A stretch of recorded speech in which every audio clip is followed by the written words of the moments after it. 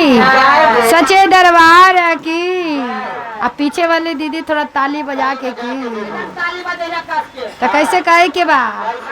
गौरा के सखी ऐनी है सुबह सुबह एकदम 4 बजे भोरे में उठ के आ का कहनी है सीमा दीदी कि ये गौरा तोर दुल्हावा तो एकदम लागत कि सीधे एकदम बकलोले बा एकदम कि पर्वत पहाड़ पर हलचल मचैले बा देव घर में। आ का करी तो गौरा रानी कहनी है कि का करी ये सखी अब तो उनके साथे हमरा जीवन साथी बितावे के बा। अब बदले के चीज बा दीदी है ना। अब तो मरी चाहे जी उनके साथे। हाँ तो ये भाव में आके का करनी है उनकर सखी। गौरा के सखिया काहे जाके भोरे भोरे जाके भोरे भोरे। गौरा के सखिया काहे जाके भोरे भोरे जाके भोरे भोरे। गौरा ये गौरा तोर दुल्हा बाका लोले। गौरा ये गौरा तोर दुल्हा बाका लोले। गौरा ये गौरा तोर दुल्हा बाका लोले। जाओ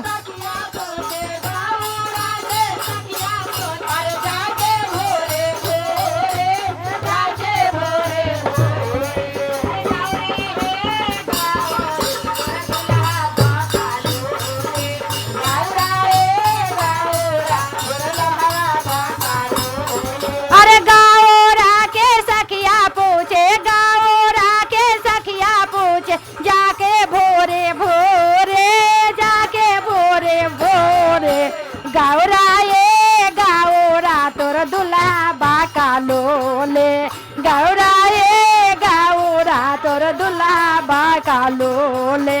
गौरा ये गौरा तोर दुल्हा बाका लोले।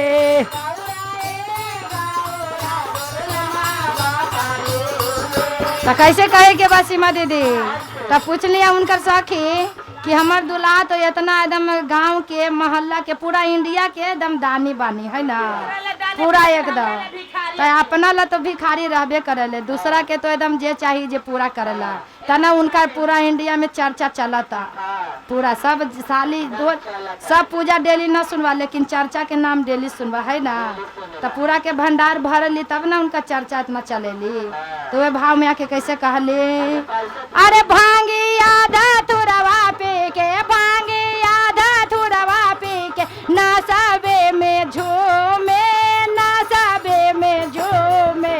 गौरा ये गौरा तोर दुल्हा बाका लोले। जाओ अरे भांगी आधा तुरवा पी के भांगी आधा तुरवा पी के ना जावे में झूमे ना जावे में झूमे। गौरा ये गौरा तोर दुल्हा बाका लोले। गौरा गौरा ये गौरा साजनमा बाका लोले।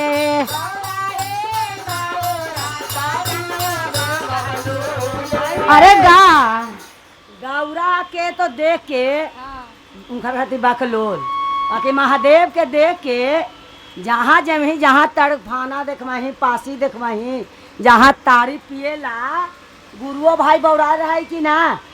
कि महादेव भांग धतूरा पे है तो हमहू दारू पिए डोलई चली। अगर जहाँ ये घड़ी तरमाना देख तो 10 गो गुरु भाई टेम्पो पर बैठा रहते तो ध्यान रहतो तड़िया में कने बिकी के कने 2 चुका पी ली 1 लवनी पैसा रहे चाहे पी ले तो मस्ती में झूमता। महादेव पीता जी गुरु भाई पियता फल बा फले बा तारी में कोई मना ना बा। अभी उनका सीजन चलता ना ना ना का नहीं ठीक बोला ना ना तो कैसे कहे के बा। अरे गौरा के सखिया काहे गौरा के सखिया काहे जाके भोरे भोरे जाके भोरे भोरे। गौरा ये गौरा तोर दुल्हा बाका लोले।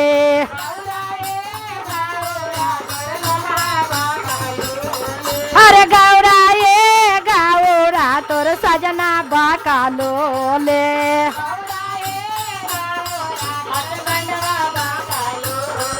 अरे गौरा ये गौरा तोर दुल्हा बाका लोले।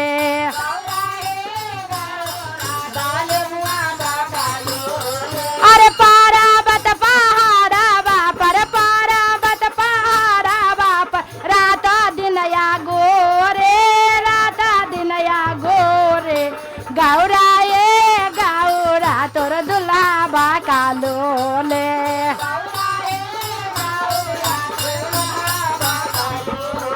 अरे का महादेव का कहलती है का करती ने जेठ के महीना में गौरा हमरे ला तपस्या कैला हल।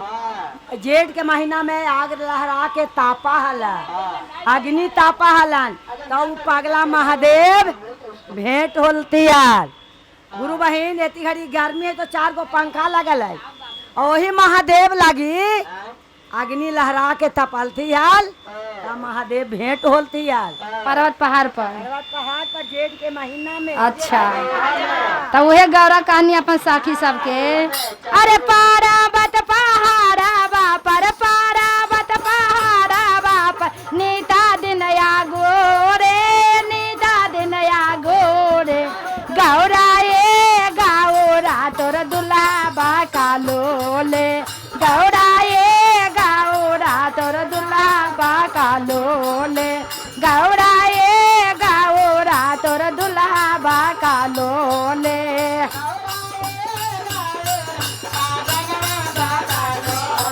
अरे गौरा ये गौरा तोर दुल्हा बाका लोले।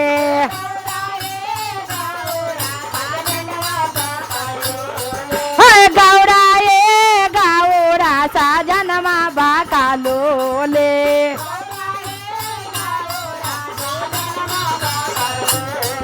अरे देवा घर नागरिया में देवा घर नागरिया में हर हर बम बम बोले हर हर बम बम बोले। गौरा ये गौरा तोर दुल्हा बाका लोले। गौरा अरे देवा घर नागरिया में देवा घर नागरिया में हर हर बम बम बोले हर हर बम बम बोले। गौरा ये गौरा तोर दुल्हा बाका लोले।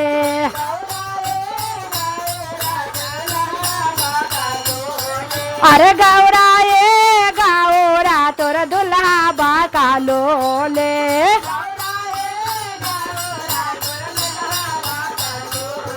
अरे गौरा के सखिया कहे पार्वती 3 तपस्या किए थे।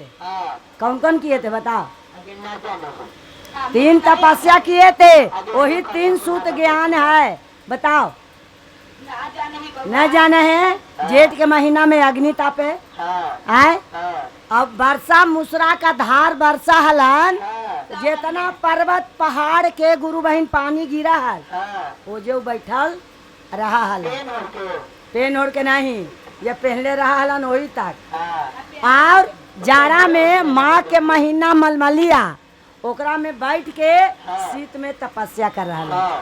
3 गो सूत्र वही है। शंकर जी ला 3 गो तपस्या किए थे तो महादेव भेटाई हुए समझो वही 3 सूत्र ज्ञान है। लेकिन हमनी के तो हलेंदर भैया बताइनी है कि 3 सूत्र क्या करना है। पहला में दया मांगना, दूसरा में चर्चा करना, तीसरा में 108 नमः शिवाय करना है ना। लेकिन आज तो गुरु बहन है आप कोई सब कहते कि हम इतना चर्चा करा ली, लेकिन हलेंदर भैया के माध्यम से आप गुरु बहन के तो हम इतने सुने चर्चा में भाई। तो वह 3 सूत्र लेके हम लोग चर्चा में चला ले है ना। तो वह भाव में आके कैसे करनी है। अरे गौरा के सखिया काहे गौरा के सखिया काहे जाके भोरे भोरे जाके भोरे भोरे। गौरा ए गौरा तोर दुल्हा बाका लोले।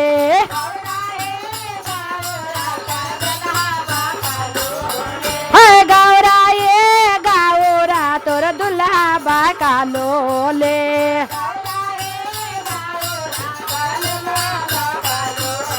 अरे चारा चा तो जहाँ हो बे, चारा चा तो जहाँ हो बे, तीना सुतरा बोले, तीना सुतरा बोले। गौरा ए गौरा तोर दुल्हा बा कालो ले। गौरा गौरा ए गौरा तोर दुल्हा बा कालो ले। गौरा ए गौरा तोर दुल्हा बा कालो ले। गौरा ए गौरा तोर दुल्हा बा कालो ले। गौरा ए गौरा तोर दुल्हा बा कालो ले। बोलिए हर हर महादेव की जय, सच्चे दरबार की जय, शेरावाली मैया की जय, शंकर भगवान की जय, पार्वती मैया की जय। ए दीदी देखी, जैसे जल लावे जाऊँ तो 7 नदी पार से लावा तो गुरु जी के चरण धो लावा हूँ। तो इतने पर कहे के बा ए डोली भैया, कहे के बा अरे 7 नदिया परवा से हम जलवा मांगले, गुरु जी आज जलवा ले अले। गुरु जी आज खोला ना के बारिया, चरण धोला बे दिहाय। गुरु जी आज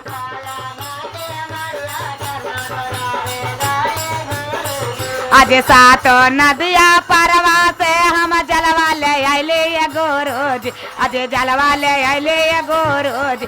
आज खोला ना के बढ़िया जलवा धारे दिया गुरु जी। आज खोला बढ़िया जलवा धारे दिया गुरु जी। आज खोला ना के बढ़िया जलवा धारे दिया गुरु जी। आज खोला ना के बढ़िया जलवा धारे दिया गुरु जी।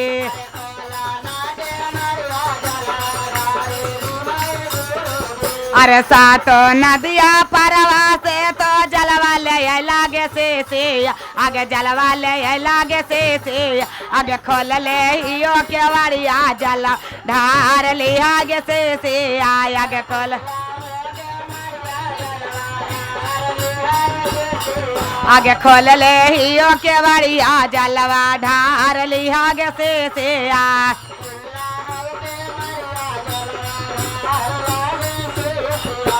7 नदिया परवा से आसनिया मंगले गुरु जी। आसनिया मांग गुरु जी। आज खोला ना के बारी आसन बैठा दे दिया गुरु जी। लाना आज 7 नदिया परवा से आसनिया मंगले गुरु जी। आसनिया मंगले गुरु जी। आज खोला ना के बारी आसन बैठावे दिया गुरु जी।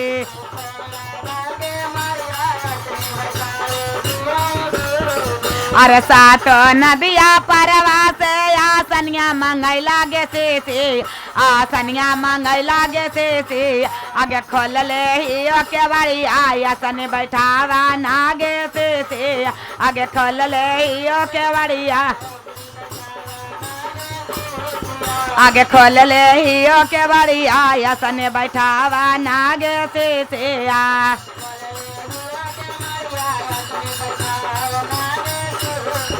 अरे 7 नदिया परवा से गा जलवा मंगले गुरु जी। गा जलवा मंगले गुरु जी। आज खोला ना के बारी गा जला पहनावे दिया गुरु जी।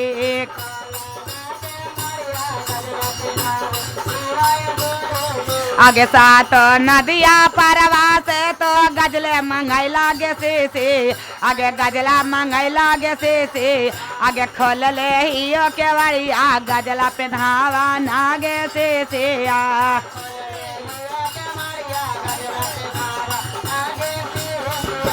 आरो का जब शीश गए 7 नदी पार से तब बाबा भोलेनाथ के बारी नहीं खोलनी हा। कितना बोल बोल के थक गए ना कि ना खोलनी हा।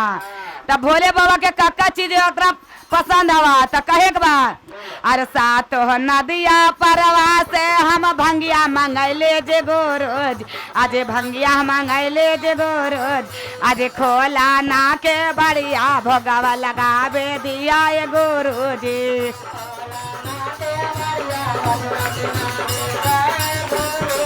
आज खोला ना के बढ़िया भोगवा लगावे दिया जे गोरोज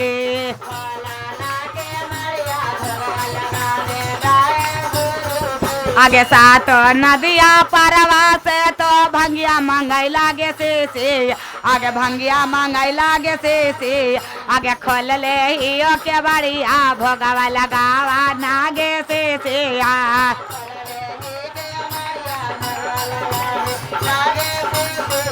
आगे खोल ले हियो के बढ़िया भोगवा लगावा नागे से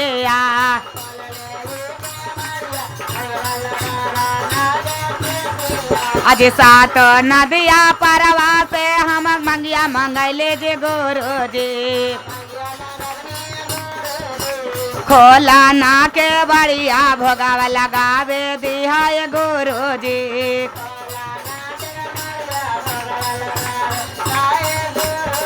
आगे सात नदिया परवा से तो भंगिया मंगई लागे से धाथुर वो मंगई लागे से आगे खोल ले हियो के बढ़िया भोगवा लगावा नागे से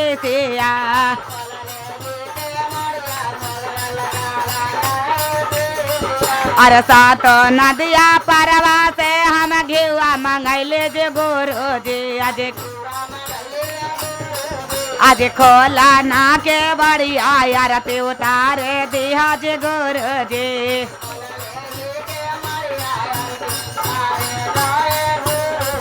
आज खोला ना के बढ़िया यार पे उतारे दिया जे गोरोजे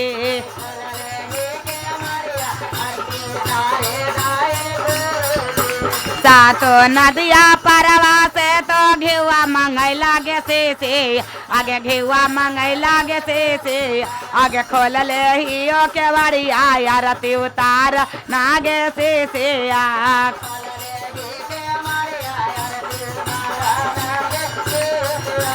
खोल ले हियो के बढ़िया यार ते उतारा नागे से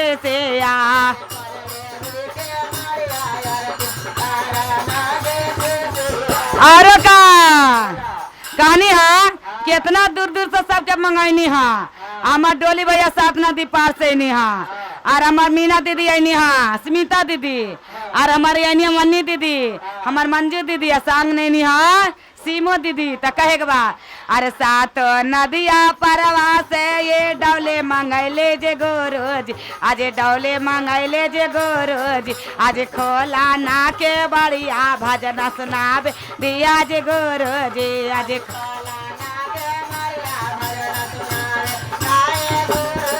आज खोला ना के बढ़िया भजन सुनावे दिया जे गोरोज